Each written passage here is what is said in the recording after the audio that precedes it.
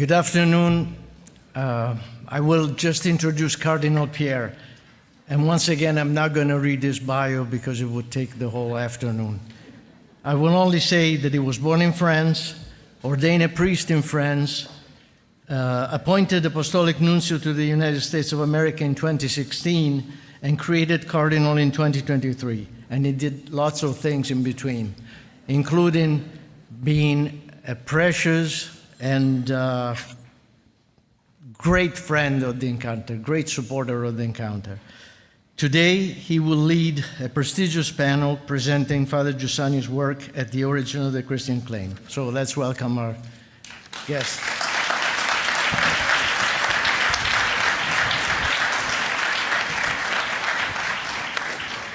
Thank you, and good afternoon. At the origin of the Christian claim, of course, you all know what it is. It's an old book, but it's an old book which is new.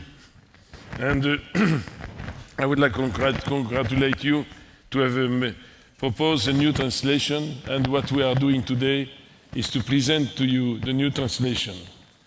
There is something interesting. I read that book 50 years ago in French. The title is At the Origin of a Christian Claim. In French, how would you translate this beautiful sentence? Le défi de la foi chrétienne. This is the book I read. So, as you know, but we will explain that later, this book is the second essential book of the method of Giussani for the education of his disciples. Many of you have been educated through these books. You know it well. But I think it's very important to go back precisely to what in Italian we call the percorso. It's a kind of moment, 3 years, or maybe the whole life of education, in order to understand who we are as disciples of Jesus. It's very simple. I personally discovered many of my own identity as a Christian and as a disciple of Jesus reading these books. So first and foremost, I would like to introduce this time in presenting those who will intervene today. There is a certain Davide Prosperi. I don't know if you've never heard about him.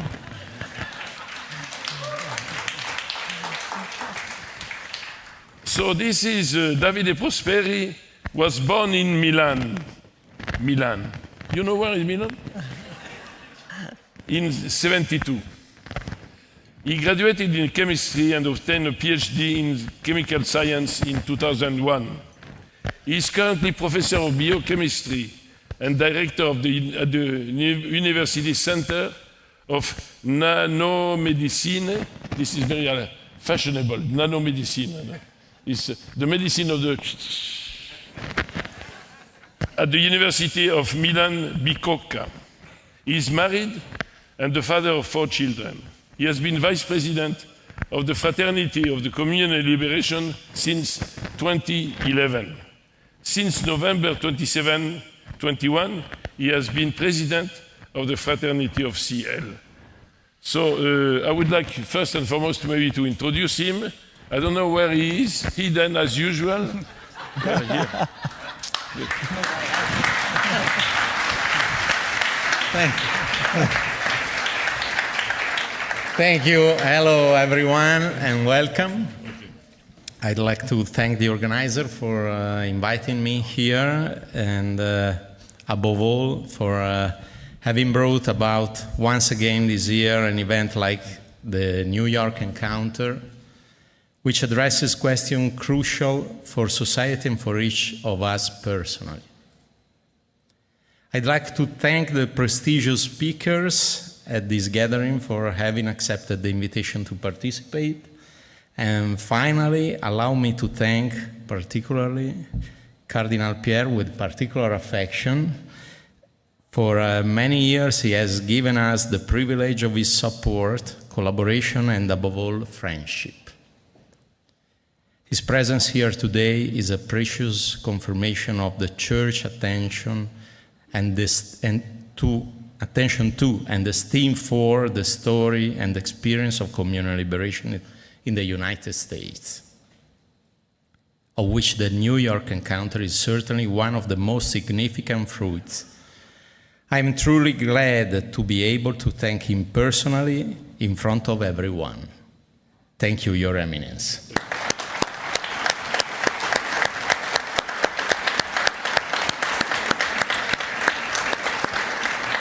Well, I was struck by the words of the New York Encounter organizers in presenting this event in the official program.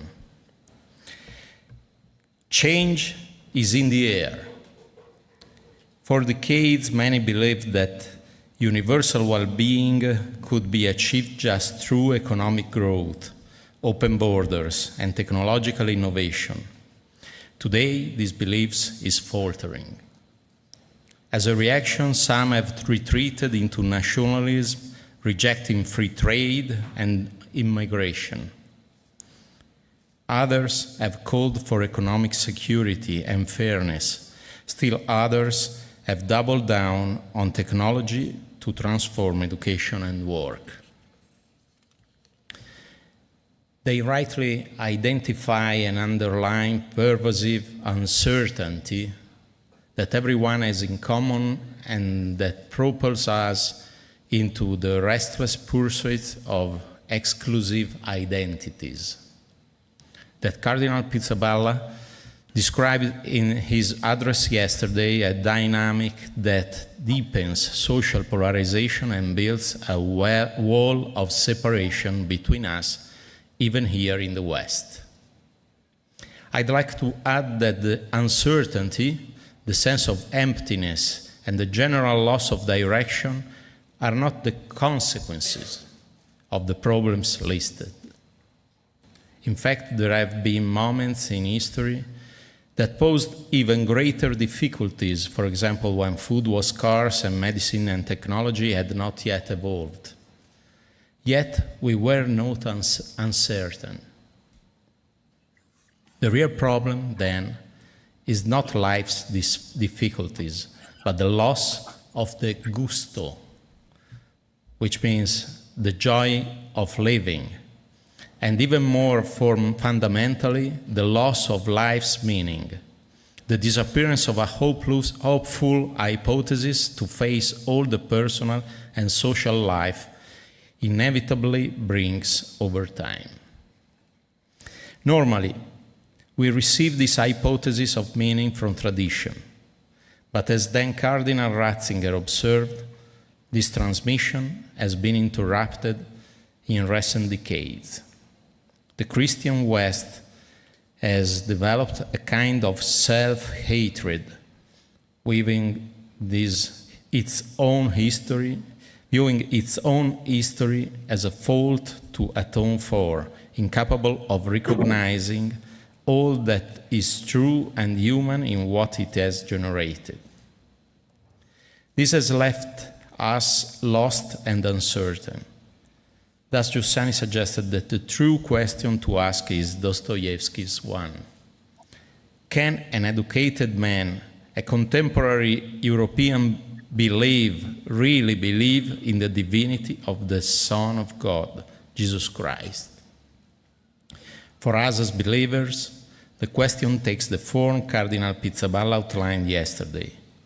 Our daily task is to purify our faith, ensuring that it is truly centered on the Lord Jesus rather than on our own ideas or personal agendas.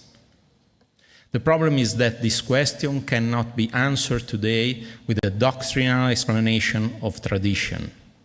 After the crisis of the 1960s, Giussani said, for people today, discourse, martyrizing, or speculation cannot provide a sufficient reason to embrace the Christian event. A proposal reduced to doctrine alone does not answer to Dostoevsky's question, which must be understood not as a theoretical problem, but as an existential one.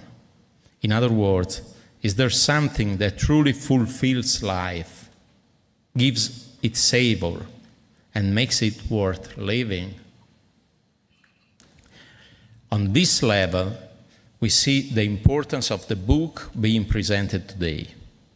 In fact, from the first pages, Giussani stated that Christ offers himself as the answer to who I am, that is, the answer to the needs that constitute the profound nature of each person, the thirst for fulfillment and happiness, the desire for beauty, truth, and justice.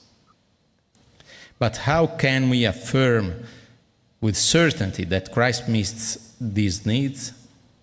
In the book, we are invited to identify with those who were the first ones to encounter Christ: the apostles, John, Andrew, Peter, and Matthew, the Samaritan woman at the well, and Zacchaeus. Giussani guides us to discover how, 2,000 years ago, everything began for them when they encountered Jesus of Nazareth, an encounter with a man in flesh and blood, with whom Peter and the others spent their days and shared food and drink. By sharing daily life with him, the disciples came to recognize ever more clearly the extraordinary nature of his person and how deeply he answered the desires of their hearts. In this way, they experienced concretely the divine reality that he would only later proclaim explicitly. Thus, when Jesus asked, "Who do you say that I am?" Peter, in his usual impulsive way, blurts out, probably repeating something he had heard Jesus himself say, although he had not fully grasped its significance: "You are the Christ, the Son of the living God." Being with him, the first ones experienced that Christ was the answer to their constitutive needs. They verified it. Here is the point. Giussani, so to speak, provokes us as well to carry out this experimental verification that enabled the first people who encountered Jesus to reach a reasonable certainty about him. As Pope Leo said, since he has become flesh, choosing our human frailty as his dwelling place, we were called to reconsider how we think about him, beginning with the flesh of Jesus and not from an abstract doctrine. If the mystery took the initiative and made himself present in history, the center is no longer human construction and effort, but rather freedom that acknowledges or rejects a present fact. Just as Jesus told the first two, "Come and see." So today the Christian companionship that attracts your attention tells you, "Come and see." This book identifies the permanent structure of the relationships between Christ and the human person, showing the overturning of the method that marks the passage from human religions to Christian faith. It is no longer a search full of unknowns, but the surprising discovery of a fact that happened in human history. When Angelo Scola, now a cardinal, asked Father Giussani whether his pedagogical proposal drew upon the religious sense, that is, upon the fundamental needs of which we spoke earlier, and the elementary sense of dependence, Giussani answered, "The heart of our proposal is rather the announcement of a fact that has happened, that surprises women and men in the same way the angel's announcement 2,000 years ago in Bethlehem surprised some poor shepherd. an event that happens before any consideration about the religious or non-religious person. This is the heart of, at the origin of the Christian claim, a book of which Giussani said is particularly dear to me. Christianity is a fact, a carnal presence that continues to happen today, that challenges our present, our reason, and our freedom. In the face of the Christian event, we are confronted with a choice to focus on ourselves, on what we understand, and on what we do based on that understanding, or instead to direct our gaze and our deepest striving entirely toward the event unfolding before us.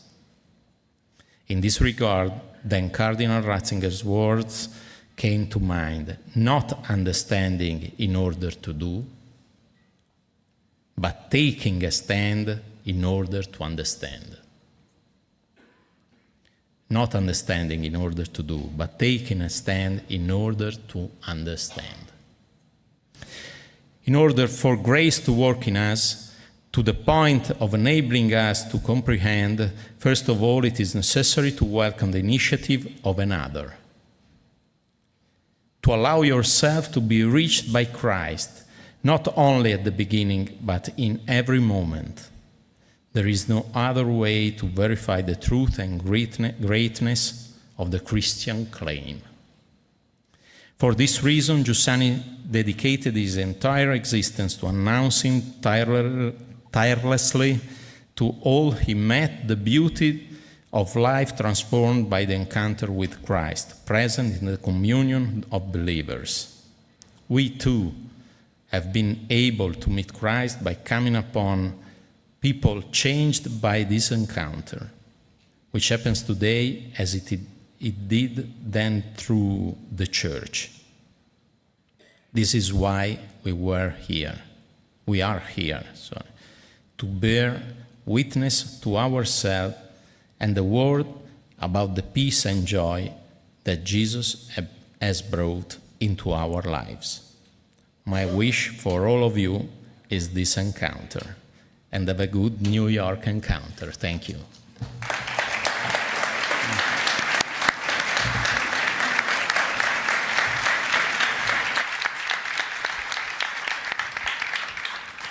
Thank you, Davide. You have done a wonderful work. You know, really, your presentation is excellent because you helped us to understand what is this book. So I hope you will go back to the presentation of Davide. Now I would like we have invited a number of persons to help us, to have a conversation about this book. So these persons are different, with different background. Permit me to give them a brief presentation. The first one is not here, but you will discover maybe on the screen. He's a Professor John Haldane, joining us online. He's the John Newton Razor Senior Distinguished Professor of Philosophy. You know, distinguished. It's very important. In the Department of Philosophy at Baylor University, and Professor of Philosophy and Senior Fellow at the Center for Ethics. I have always wondered, in the university they like big titles, like in the church.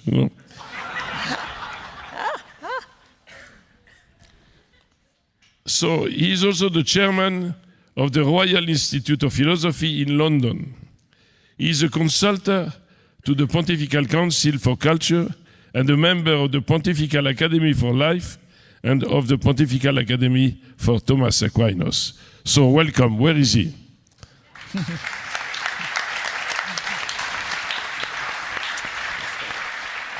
Greetings. Very nice. Now, I present you Cyril O'Regan, the gentleman on my left. He's the Huisking Professor of Theology at the University of Notre Dame. Have you heard about Notre Dame? Notre Dame, not Notre Dame de Paris. He specializes in systematic and historical theology with specific interest in the intersection of continental philosophy and theology, religion and literature, mystical theology, and postmodern thought. In 2017, Professor O'Regan was invited to deliver the inaugural lecture at Notre Dame Newman Center for Faith and Reason, and in 2024 was awarded the Ratzinger Prize. Congratulations.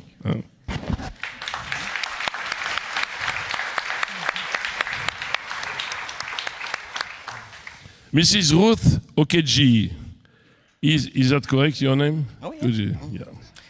Is the Jeremiah Smith Junior Professor of Law at Harvard Law School, faculty co-director of the Berkman Klein Center for Internet and Society, faculty director of the Harvard Program on Biblical Law and Christian Legal Studies, and faculty co-director of Harvard's Initiative on Christianity and the Common Good. Professor Okediji has advised intergovernmental organizations and national governments on a range of matters related to technology, innovation, policy, artificial intelligence, and human development. So it's so much.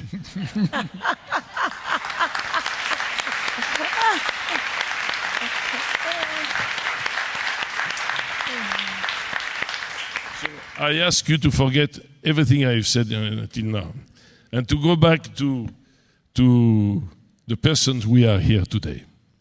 Because the subject we are actually dealing with is such important for our own lives. And this is why I've invited, I've not had the conversation with you, but I invite you also to concentrate more on a special experience.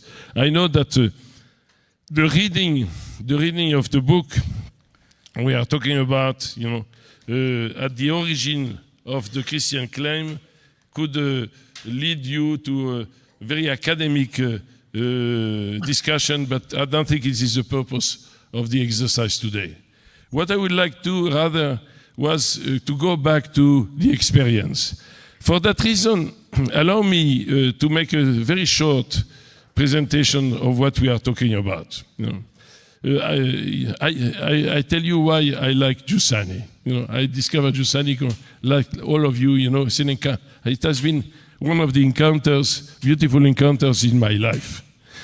And Giussani, one day, he was a very high researcher, so theologians in a big university.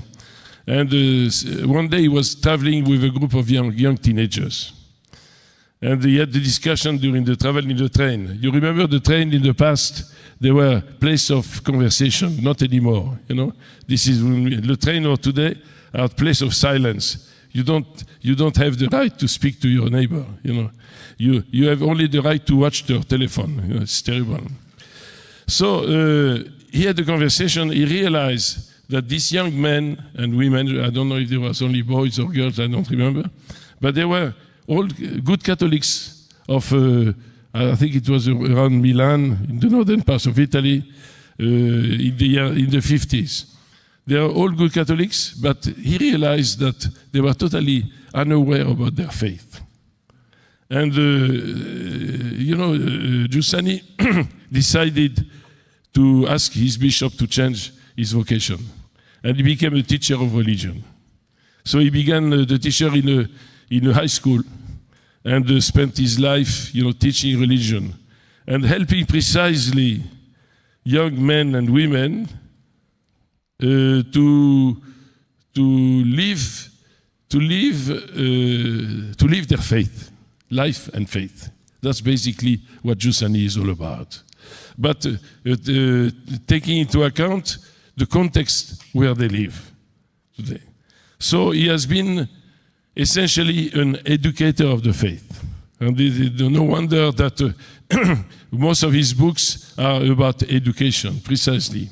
You know, I also remember something which, if you allow me, you know, when I arrived as a nuncio in Mexico 20 years ago, it was 2007, so about, I arrived on the last day of the very important conference of the bishops in South America. It was the conference of Aparecida. So I arrived on the last day of Aparecida, and I was received at the airport of Mexico City by a number of bishops. You know, I was a nuncio, so the bishops go and they greet the nuncio. They said, "Signor Nuncio, welcome," and so forth. So I had a good conversation with one of the bishops, who is now the Cardinal Archbishop of Mexico City, Cardinal Carlos Aguiar-Retes. And he explained me that they were just coming for a wonderful conference, which was the 5th conference of the South American bishops in South America since Vatican II Council.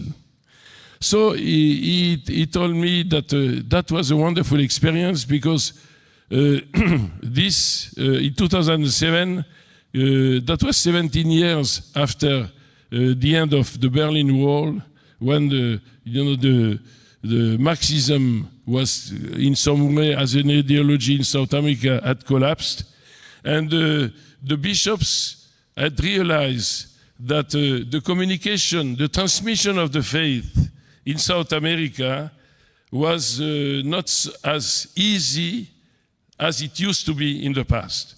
You know, the transmission of the faith was made through the culture. For example, in Mexico City, you were born a Catholic, and you became a Catholic all your life. Now it seems that the society, even the church, failed to communicate, to transmit the faith. The question of there is a kind of gap. So the bishops decided, instead of repeating the same things, to address that issue. And they spoke, they treated as shepherds of the flock. And they said, what should we do to help precisely the people, you know, to know their faith and to have a personal encounter with Jesus, so that they may live their faith in their own life. And it's amazing because when I realized during my time in Mexico that the church has changed a kind of method. I see this change of method, this conversion of the bishops in South America, like the conversion of Giussani when he met these young people in the train, you know, in Milan.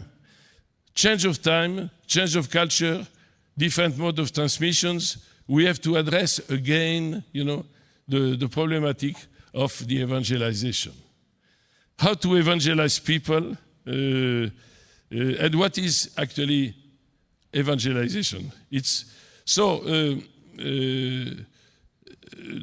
Giussani, in his book, precisely deal with this problem. There is something in the experience of Giussani which you find, and all of you, you know it, which you find all over the place, is that the disciples. Jesus, as soon as he began his public life, chose disciples. And these disciples were called by Jesus. And what happens between Jesus and his disciples is precisely the content of the book. Why? Because these disciples were, first and foremost, attracted by the personality of Jesus. Who is this man? And they were not just attracted, but transformed. Amen. And the transformation has been a process which started from the moment of the encounter until the end of their life. And so the Giussani makes a reflection about the nature What is this encounter of Jesus with his disciples? Because we are called to reproduce in our lives, in today's context, in our culture today, this encounter. No wonder why that Pope Francis, had as one of the key words of his message the word encounter. Our faith is an encounter with a person, not an idea, not an ideology, but a person who opens for us a new horizon of life. So, the reflection is that you have read that book. You have read it. So I would like you to not to tell you, not speak about too much philosophy today. Philosophy is for the background, to help us to understand things. Your experience, I will begin, I will give you so that you can follow me. Okay. Some years ago, I think I already said that one time.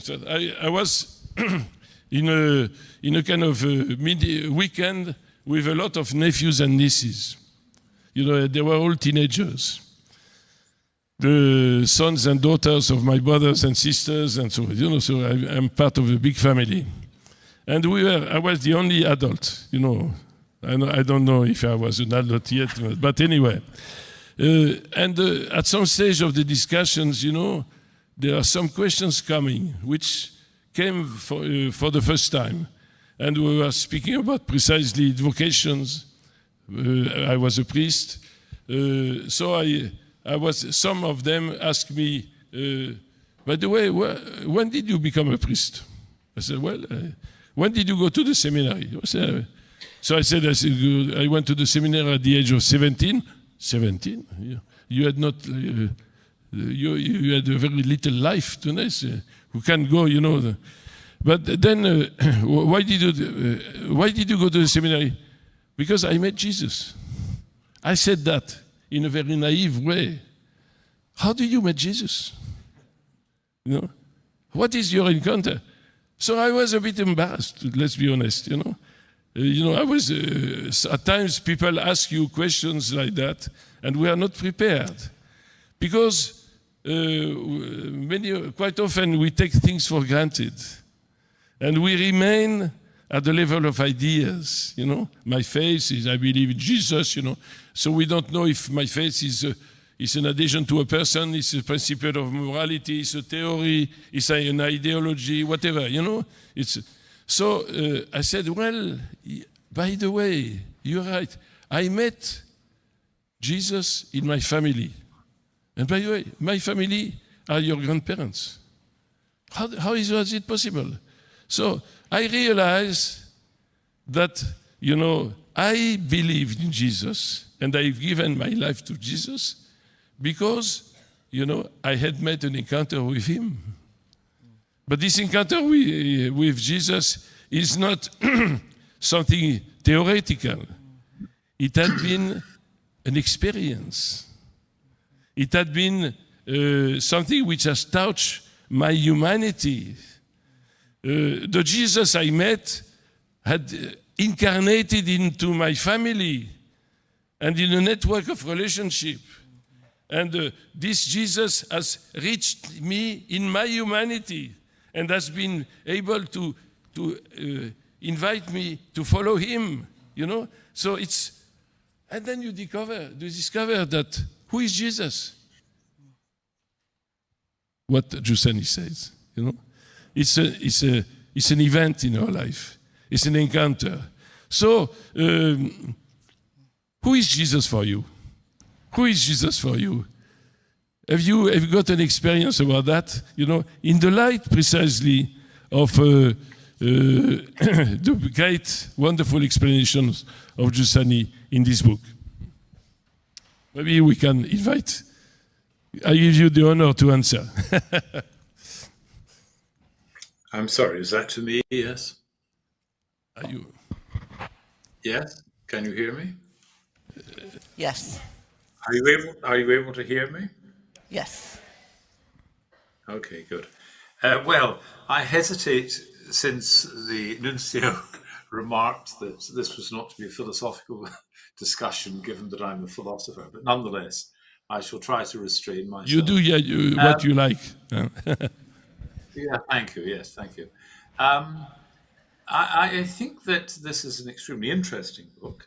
And I'm sorry, I'm not going to answer the question you posed directly. I'm going to approach it, if I may, slightly indirectly. This is an extremely interesting book. And I like the way in which he doesn't, it's neither pious nor pietistic. He takes seriously the sense of people's confusion and uncertainty, but the idea that there is this deep impulse, this quest for meaning. One thing that he says that I think is rather interesting, which is that the sense of mystery, as we ask about the meaning and significance of life, may itself be a manifestation of the mystery. That's to say, it's not merely a puzzlement, but it is a way in which that which is the answer communicates itself to us, which I think is a rather interesting and profound thought. I'm reminded, if I may just say, of a difference between Augustine and Aquinas in a rather important respect. Augustine, you'll remember in the Confession, that hearts are restless, and they come to rest, our hearts restless, and they rest in you. And Augustine seems to think that we have a natural desire for God. Very interestingly, Thomas Aquinas does not think that. Thomas Aquinas thinks that we have a natural desire for a fulfillment, but it has to be a discovery that God is that which fulfills. And Thomas's principle behind that, if you like, is that you cannot desire that for which you do not have a conception or a sense or an inclination or some, however primitive, understanding. And I do think this is a very serious question. I think there are many Christians who believe that there is implanted within us a desire for God, and that we pursue God more or less directly in seeking to satisfy that desire. But I'm the side of Aquinas, and possibly the side of the author of this book. I think that we have a desire for meaning, for fulfillment, for significance, for a sense of purpose, but we don't know what would satisfy it. The interesting idea that I think we get here is that perhaps that ignorance is itself a manifestation of which would be the answer to our question.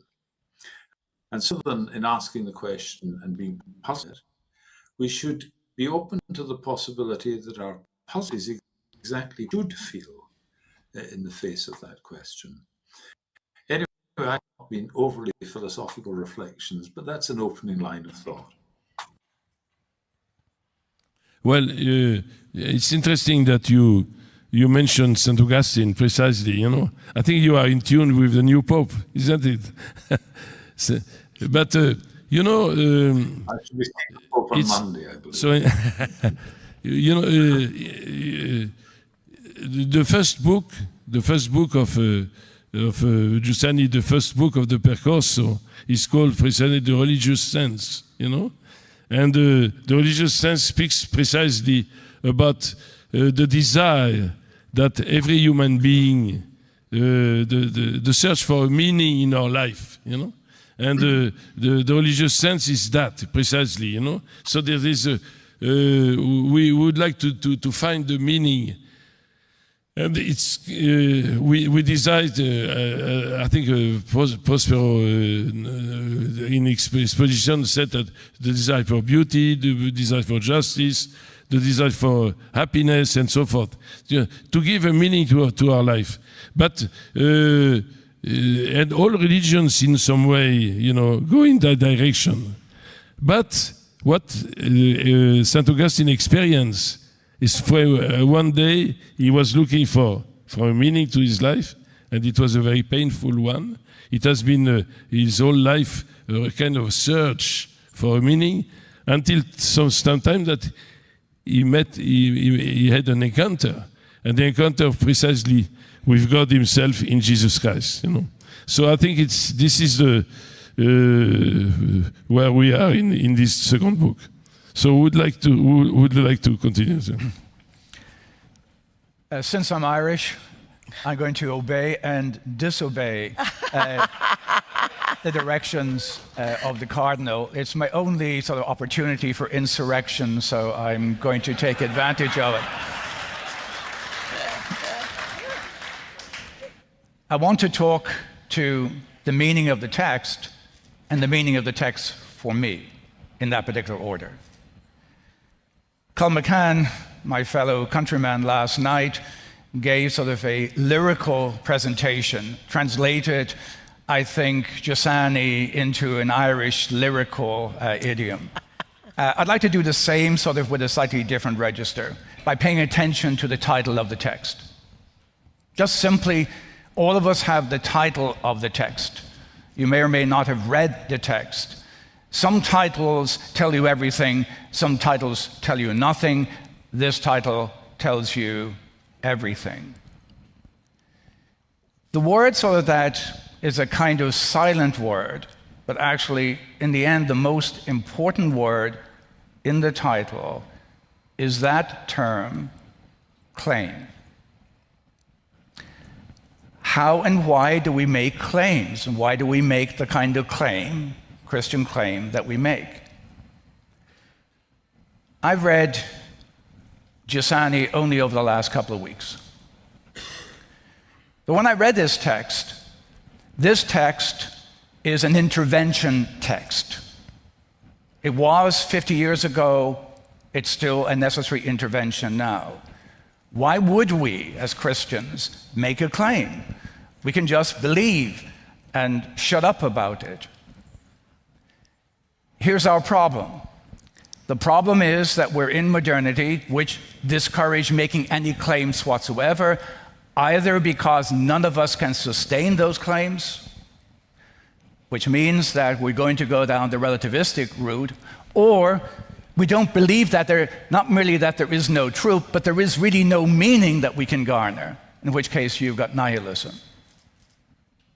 On the other hand, we have examples of people making claims which are vicious in terms of content and vicious in terms of insistence.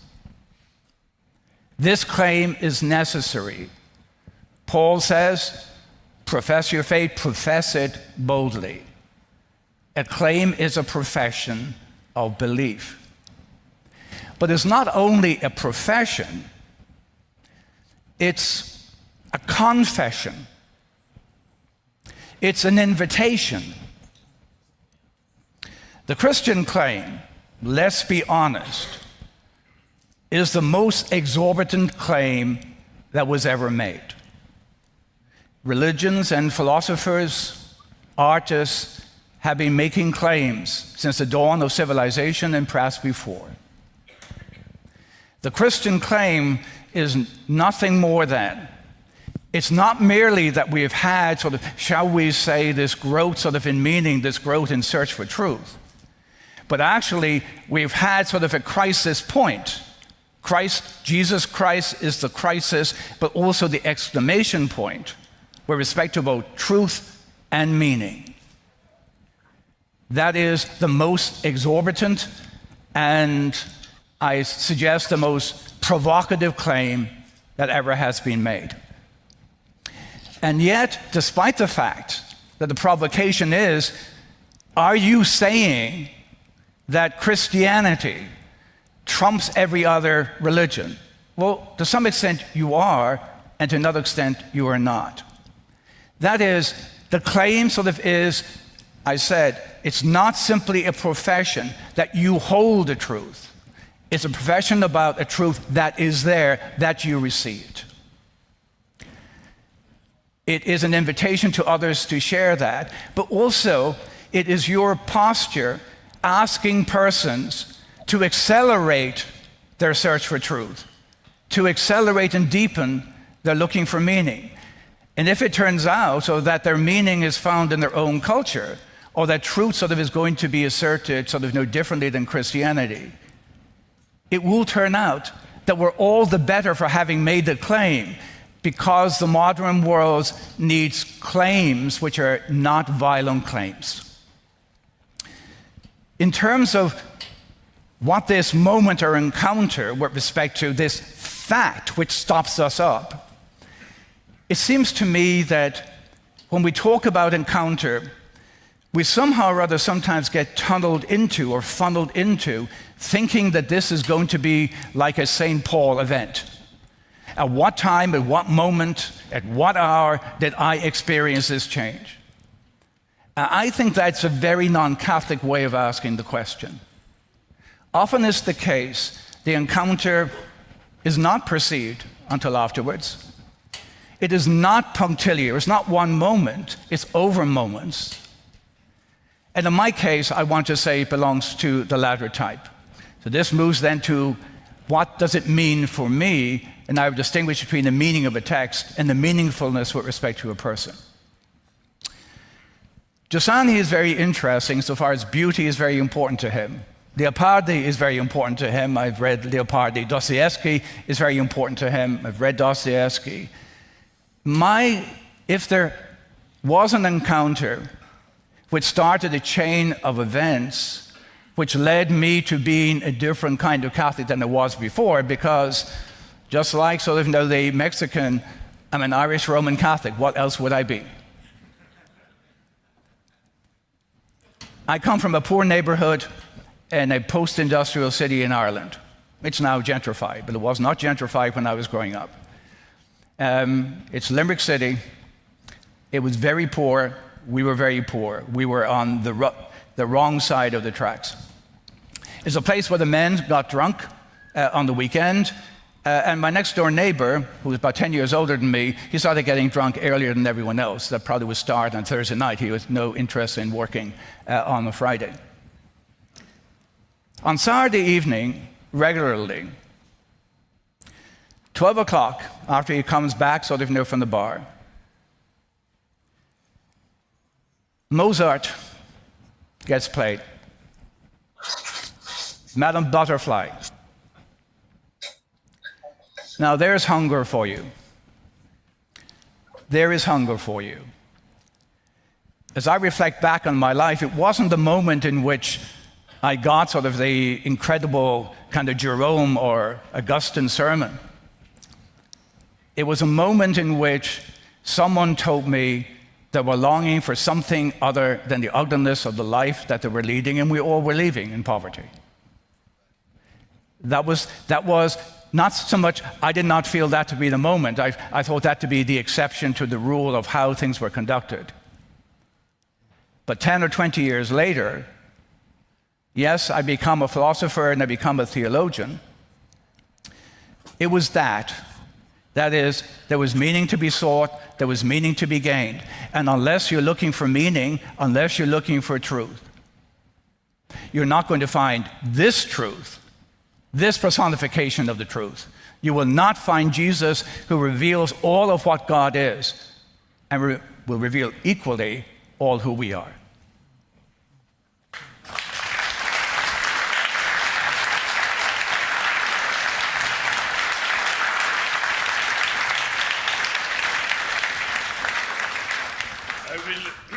I will keep the questions for you, but we will go back to it.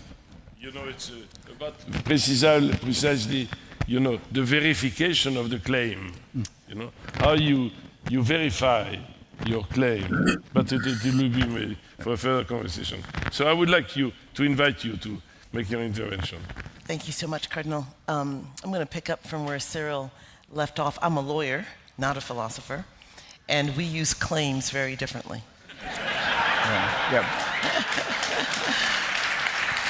Good.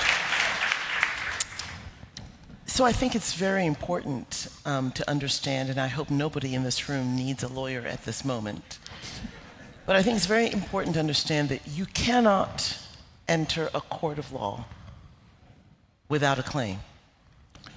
The very entry point to a legal process that is designed to elicit the truth, designed to defend a position, to vindicate a right. This process that is organized in order for us to experience justice demands a claim. But I think what is interesting, particularly with Giussani's work and with our conversation this afternoon, is that this claim is not abstract. It's not constructed. It's not imagined. And in fact, it's very important to understand that in a court of law, when you make a claim before a judge, you are saying to the court, you are saying to the jury, I can establish evidence to back this up. That is what a claim is. A claim is not just what I imagine or feel or want or desire. It speaks to the truth, to the reality of something that I now have to introduce evidence to establish. And so for every document that a lawyer brings to the court, for every claim that is listed there, you are saying and declaring that this is a pathway of justice because I can produce evidence to back it up. And I think this is the power of what Cardinal Pierre, you were saying, led Giussani to write this in the first place, that he encountered a group of young people who described themselves as Christians, but had no evidence to show for it. That is a tragedy of our modern time. It was a tragedy back then. It is a tragedy today. And so here we have this book that is designed to remind us of the very origin, the very evidence that underlies the claim of the Christian faith, the centrality of that faith. And I learned today that the Gospel of John is Giussani's favorite book, and I happen to be studying the Gospel of John in my quiet time this month. And I'm always struck by what you see in this gospel. In the beginning was the Word, and the Word was with God, and the Word was God, and the Word became flesh. It became real. Davide was saying this in his opening remarks. It became tangible. It became something that we beheld his glory.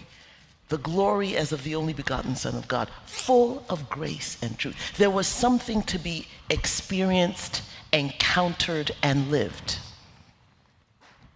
And that evidence we see today as the core of why this claim as to the lordship of Jesus Christ is so important. That it was not just an idea. It was not just a theory. It was a claim in the legal sense that your life and my life could experience truth and beauty and justice and joy. That there was something, in fact, when Jesus says in John, I am the bread of life. When we think about the food that most gives comfort and fills us, we think about bread. And so when Jesus says, I am the bread of life, and when Jesus says, come unto me, that what we are seeing is the living word dwelling amongst us so that we could experience the life that God intended for us to have. And I think it's so important when we think about both the community in which we live this life, but even our individuality, that what makes us community is not just because we say it, it's because we gather. This is the evidence of the community. That the evidence of our claim is not just because we say it, but because we have experienced it, because we've encountered it, not only in our own relationships with the Lord, but in our relationships with one another.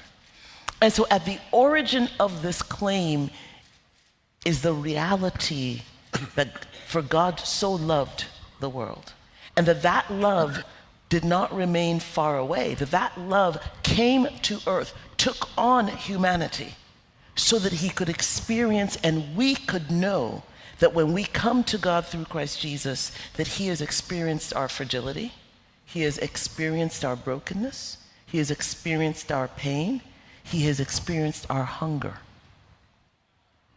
And that claim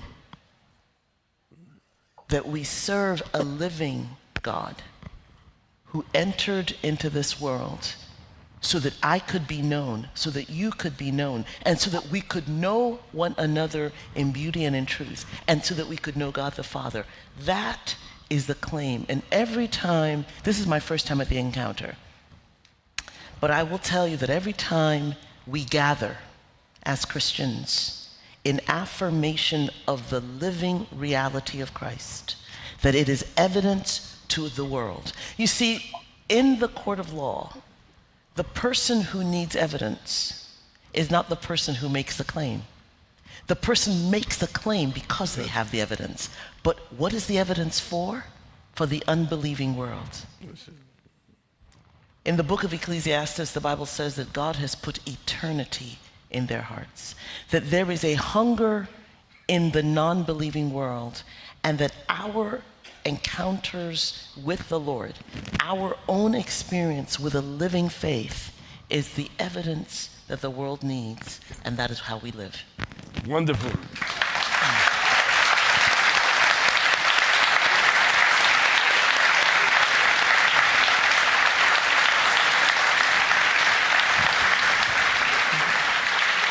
You know, it's amazing that when we read the scripture, we rediscover the beauty of the scripture. You know, only what you said, the word, an idea, was made flesh, the incarnation. And then what you said, you know. And so, before I address again, because I would like it, we will not forget you.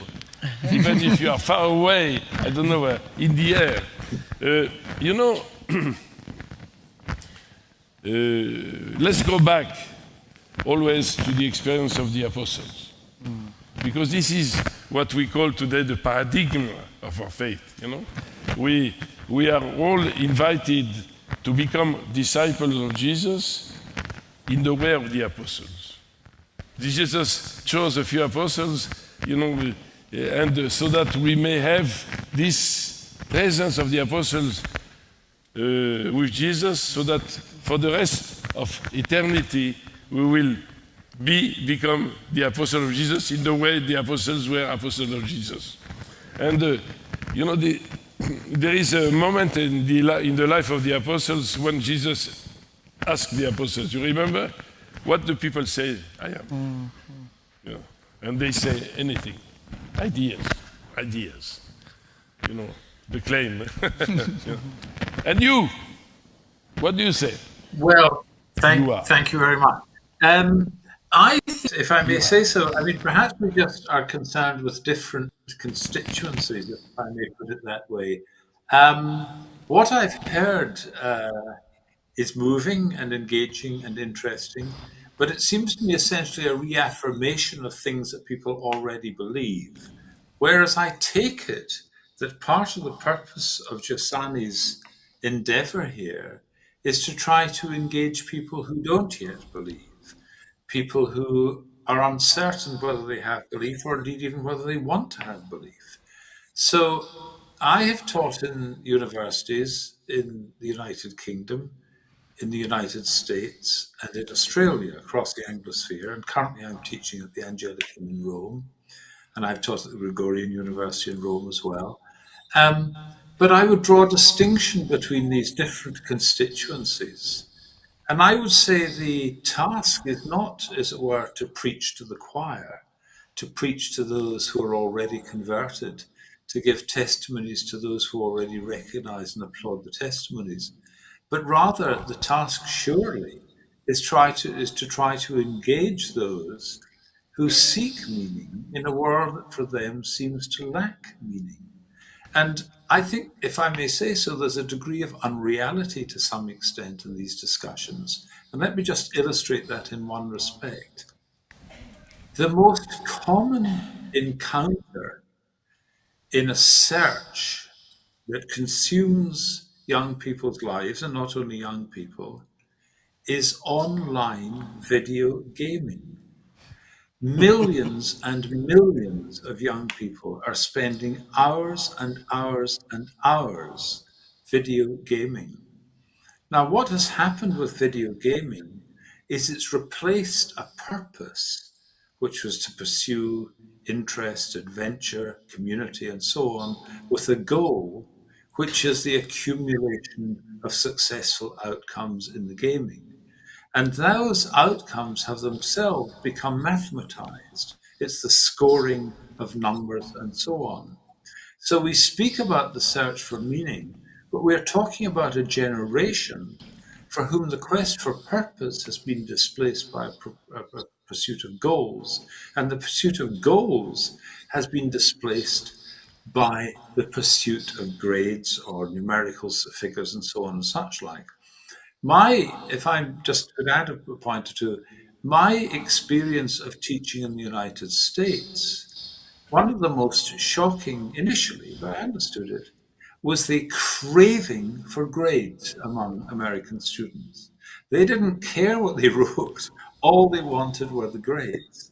And so you have to understand you're dealing with a generation, and not only one, but more than one generation, who have simply been disconnected from the quest for meaning.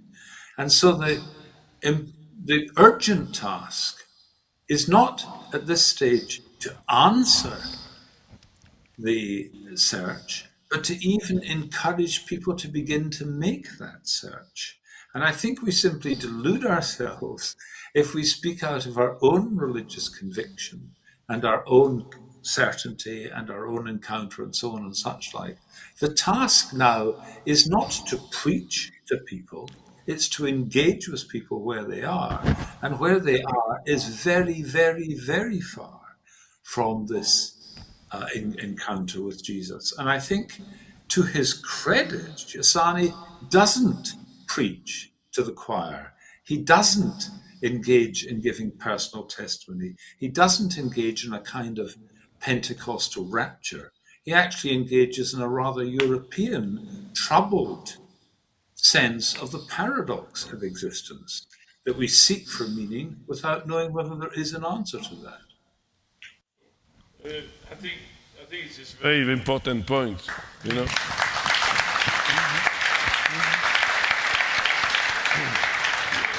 We said at the beginning that Giussani is essentially an educator. So the passion of Giussani was precisely to educate. The educator, you know, we know that as parents, as priests, as teachers, professors, the educator does not give answers. The educator helps the person to ask questions. And we accompany the students, the children, in going to the bottom of the questions and to find its own answer, to guide it, you know. So precisely, I think if you look at, for example, the risk of education, the book precisely, you know, concentrates of accompaniment of the students, of the child, of the young person, to be able to ask the right questions and to leave that person to take responsibility, which comports, of course, a huge risk, the risk of, because education is not just obliging people to adhere to a doctrine. The education is the education of the freedom. And so I think this is also an aspect which is very important.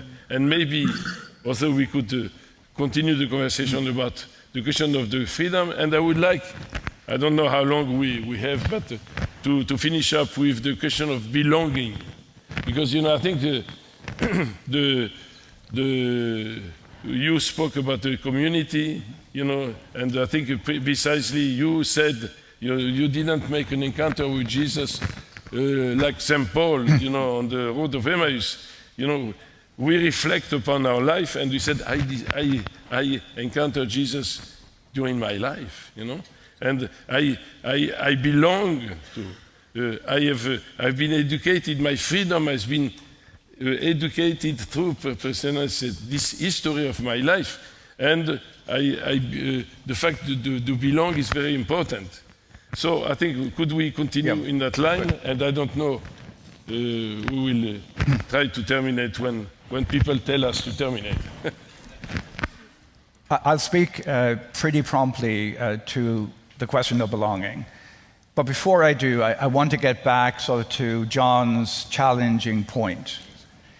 That is that is it necessary to make an absolute distinction between sort of what gets validated by the text is a question rather than the answer, or at least what ought to get validated in the text is a question rather than the answer. So let me actually answer that question, pun intended.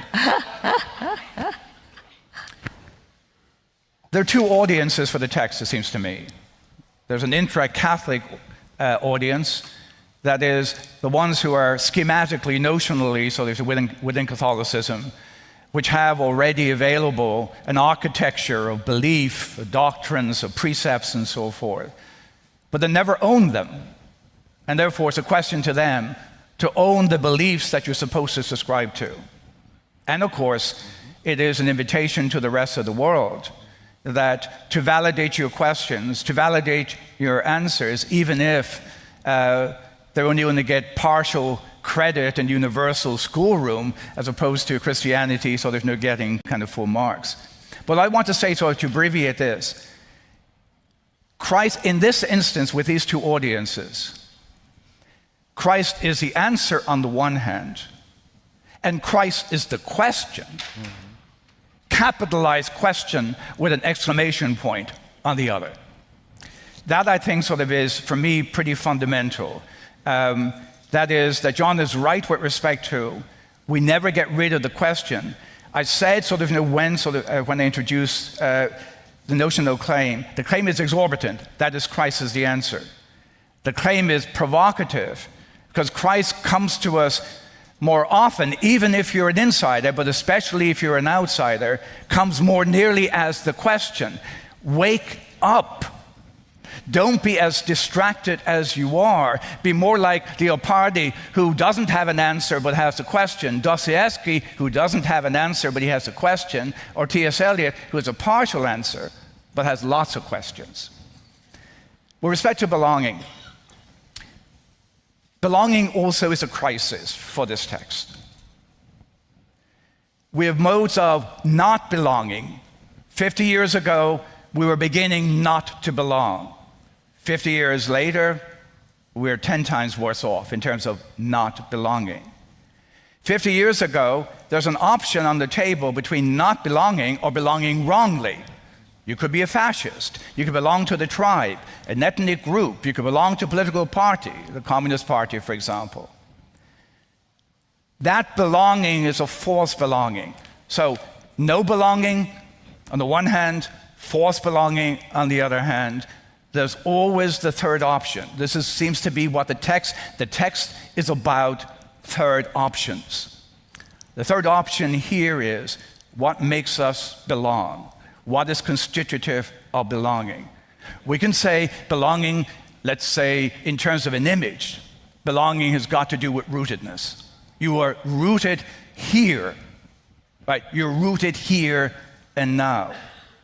But who roots you here and now in the proper as opposed to the improper way? I take it that's the question of the text.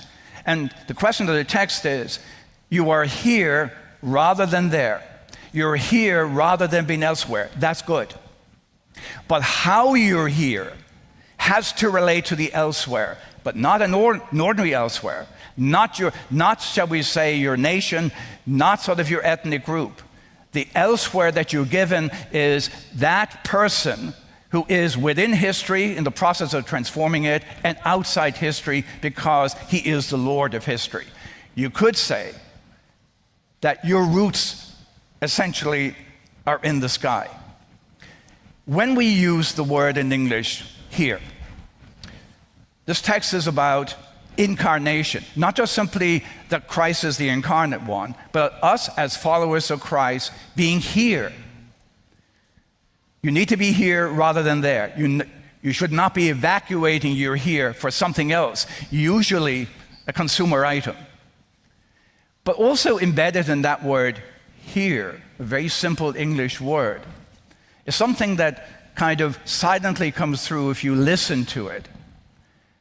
Remember, in the Garden of Eden, the Lord asked Adam, "Where are you?" "Here I am." In Hosea or in Isaiah, what is the meaning of prophet? How does a prophet respond? The Lord calls, and here, now, this moment of being incarnate is also the imperative of here I am. Here I am with respect to my neighbor. Here I am with respect to the widow and the orphan.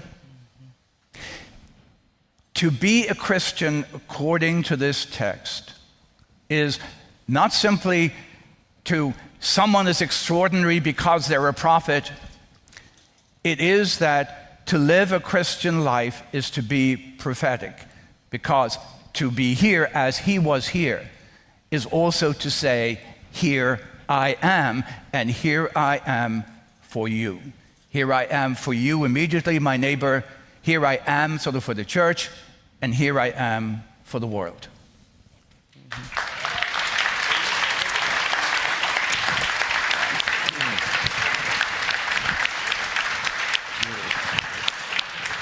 You know, Jesus led, we are disciples of Jesus. The disciples were the disciples of Jesus. The end of il percorso, la campagne, was the cross. When, Jesus there was a question. Yeah, I like the question. Why, God, why have you abandoned me?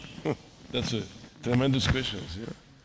But in your hands, I give my spirit. The question and the answer. And this is the way. The disciples were led to the cross. John, your friend, she's the friend of John. John was there with Mary, just receiving this beautiful witness, because at the end of it, it is a cry, it is a question, it is an answer, but this is a witness. That's right. I think this is where we are. So, we could continue to have a good conversation, but I would like, yes, no, of course. I would like you, each one of you to give just a final reflections, because, we are on the way. So please. Yeah, I know our time is up. I can see the zeros, and so I'm going to be obedient and disobedient. I'm going to borrow Cyril.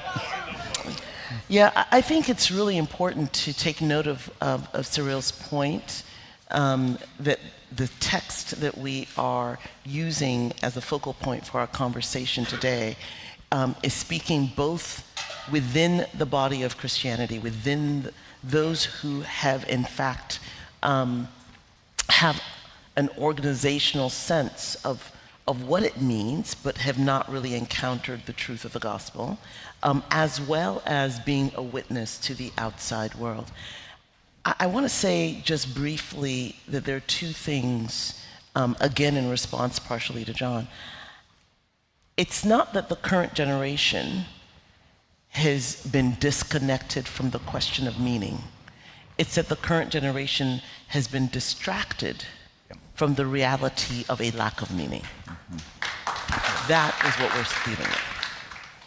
And this is why the witness, the being here, is so crucial. Because how will they know if we are not here? How will a world that is distracted from the question of meaning, from the beauty of experiencing life eternal, starting even now, how will they know if we don't bear witness to that reality? If we don't bear witness to that claim? We are, I started off my comments this afternoon by saying, I'm a lawyer. We spend our lives in court proving claims, making claims. In that process of doing so, there are witnesses. And what do witnesses do? They testify. I have tasted of the Lord's goodness. I too have encountered this Jesus of Nazareth. I have experienced the life that he died to give me. We are witnesses, and in our community, in our sharing and in our breaking bread, the evidence of that experience becomes real. It is the incarnation of sorts. And so I think what I want to say to the audience for my final remarks is, when Jesus calls the disciples, they ask him, Rabbi, where are you staying? Where do you live? And what does Jesus say? Come, let me show you. This is the work, and it is the fruit of the encounter. And to a generation that is distracted, it is the essence of the calling itself. Come, let me show you. Because if we cannot say that, then we have missed the point not only of the call to the cross, but of what Giussani himself was trying to teach, which is that there is evidence for this claim that is radical, that for God so loved the world that he came. And so we too are called not only to come, but to bring others as well.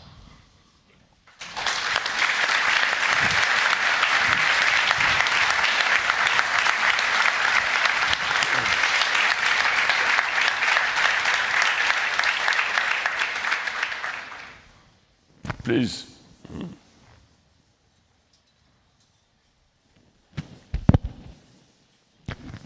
Oh, sorry.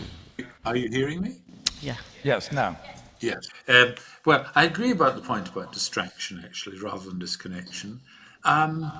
Maybe I could just end, given His Eminence, our distinguished chair, is a Frenchman. I might remind him, perhaps, of a time and of an author who, it seems to me, are highly pertinent to our current situation.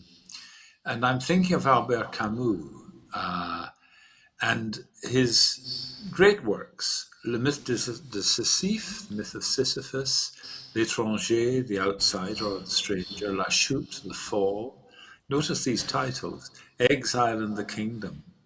And I think that Camus spoke for his own generation, and to some extent his words maybe speak for a current generation.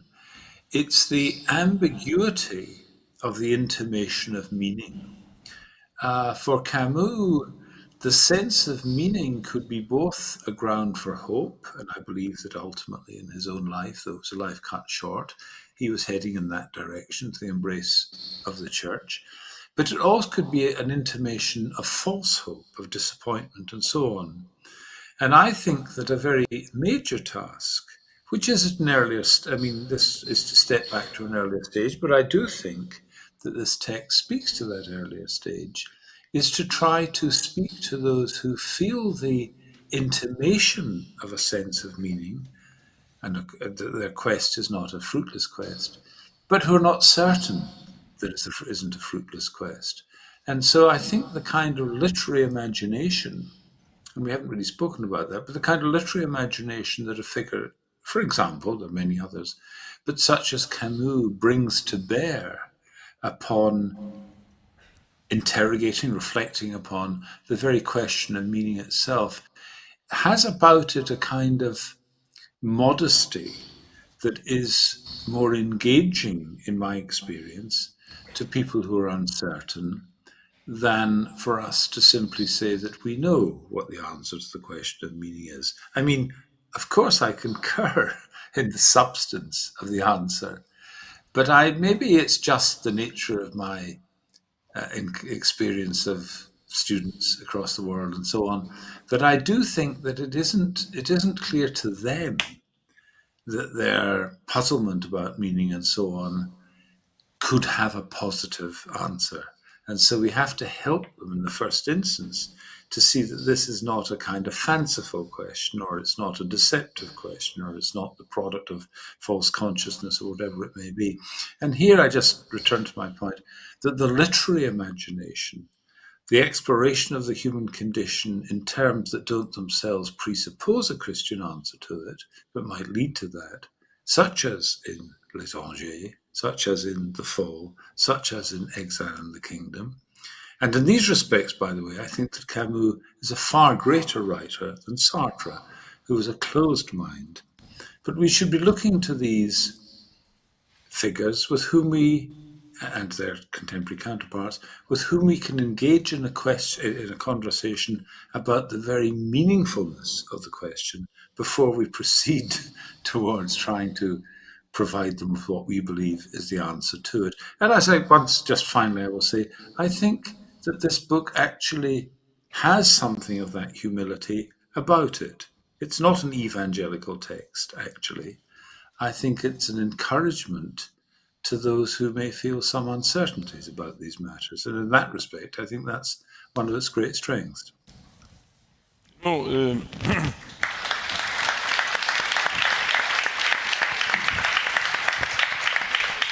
No, at the beginning, I was making reference to our own experience of the encounter with Jesus and my own experience, but I suppose many of us, is that the Jesus I've known has been very discreet in my life.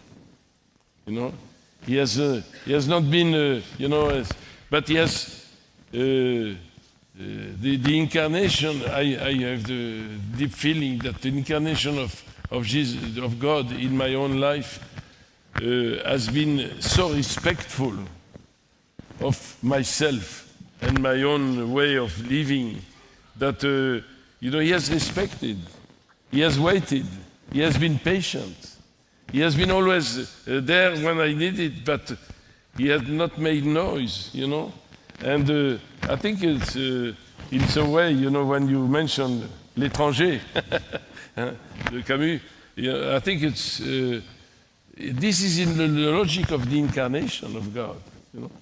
God wants to be incarnated at such a point in our humanity that He will spouse, He will adhere to all the limitations, And but that's that's where we will discover Him. And we will discover that His presence is not enforcing Himself. It's an act of love. Amen. Thank you.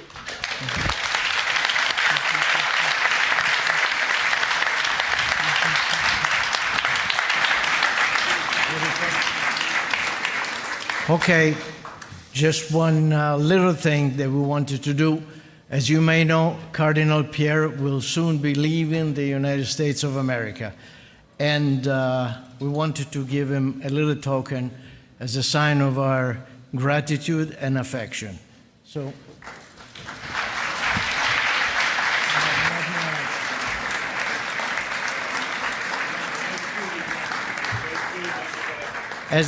as it says here, and Davide, you want to say something? No, I just wish to say thank you to the speakers, thank you to the Cardinal Pierre, Chairman. This is because yours were not just words, they were not just a speech, they were a witness of your own experience, and this is very great for us.